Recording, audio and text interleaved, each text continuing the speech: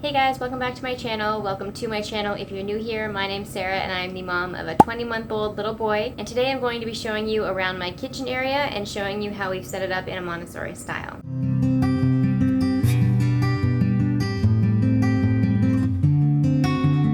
When we think of kitchen areas, the first thing that comes to mind is how they eat their meals. So we do have a traditional weaning table. A Montessori weaning table is essentially a kid-sized table and chairs, and that's great because they have the freedom to actually get up from the table when they want to and sit down for their meal, set the table, all that kind of stuff. It's all at their level and it's really easy and accessible for them. So I do love having the weaning table. Started introducing it around the 1-year mark when he was about a year old. Having meals there started off being very challenging. He always wanted to leave the table. He wanted to leave with food. He wanted to throw the food around the living room because our weaning table is in the living room. We live in a small space, so we don't have room in the actual dining or kitchen area for it. It was challenging at first, so what I would do is I would have some meals, more like snacks or a lunch perhaps, at the weaning table, and then the rest I would put him up in the booster at the actual dining table. So we do still have the booster, and what I do for the booster now is we've pretty much phased it out almost entirely with the exception of family dinners. If my husband and I are both home, which then we will put him in his booster and the three of us will have an actual dinner at the dinner table. I think that's important in terms of modeling how that looks, you know, serving yourselves, table manners, like all that kind of stuff. So we do have the limits around that family dinner time piece. And I do have sort of an in-between of that where there's steps up to a chair at the dining room table so he can actually step up to a chair and sit at the table with us, which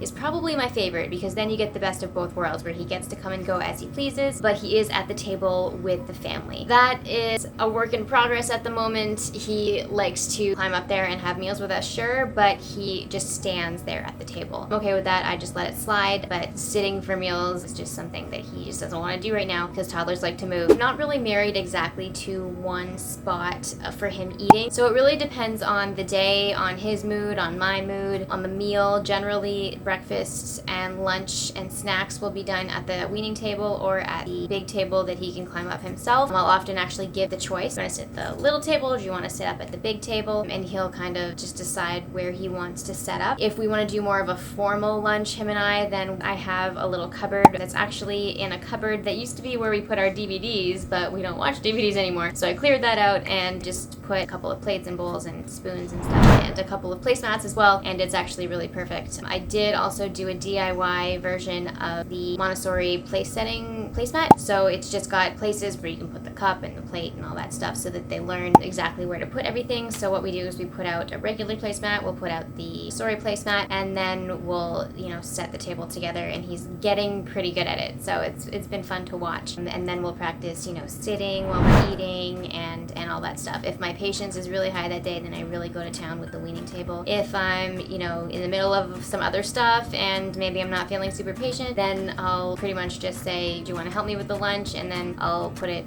most likely up on the dining room table, and he'll just kind of climb up there and eat it. So I'm veering more towards the here's your meal, you can kind of pick at it as you want, but you know, after half an hour or so, if he's not really looking interested in it anymore, then I'll take it away, and he does have snack access at his little water station. So this is our little water station that I made for him. It's not exactly a functional kitchen that you would probably see online, but what I did was I found this cool little piece of furniture. It's just like a mini old drawer at the thrift store for like $10, and basically I wanted something that had a little drawer because I didn't have a stand to put my water container on, so it needed something so that you could put underneath the spout. However, I am short on space, so I didn't want something, you know, so I actually thought this drawer thing was a really good idea so that you can just open the drawer. I put a little metal basin in there, and he, if there's any drips or spills, or actually he usually just pushes it and watches the water fall into the bowl. I have a couple of his kitchen accessories on there,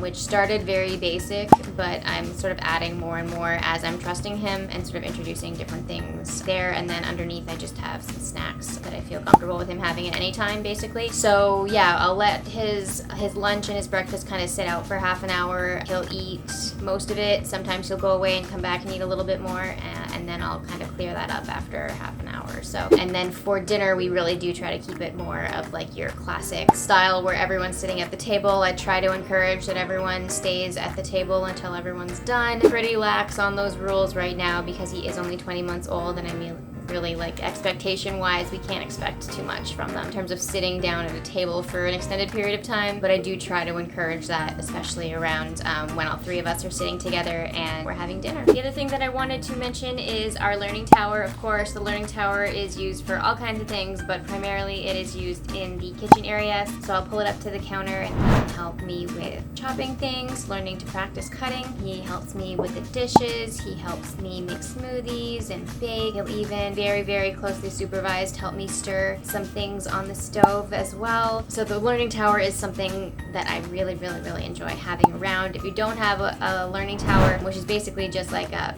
sort of step stool with box around it so that they can't fall out of it, you can just use the chair as long as you're sort of closely monitoring them. But I do like having the learning tower and that he can just sort of climb up in there and be safe in there, especially when he was even younger, because I can put walls on all the sides. And then the other thing that we have right beside the learning tower is just a little cleaning area. I bought this plastic holder thing from the dollar store. I believe it's to put in your sink to hold your dishwashing brush or something. But anyways, I just screwed it to the wall and put a couple of cloths, a little sponge in there. He loves to dust and sweep, so all of his sort of items for cleaning are there if he wants them and needs to clean anything up or just practice that kind of practical life stuff. That's all in that corner as well. So that's pretty much it for my kitchen setup at the moment. If you like this, be sure to give it a thumbs up, hit that subscribe button, and leave me a comment. I have lots of other videos just like this one, so feel free to go ahead and check them out and hit the notification bell because you'll get notified whenever I put any new stuff out. Thanks again for watching. See you in the next video.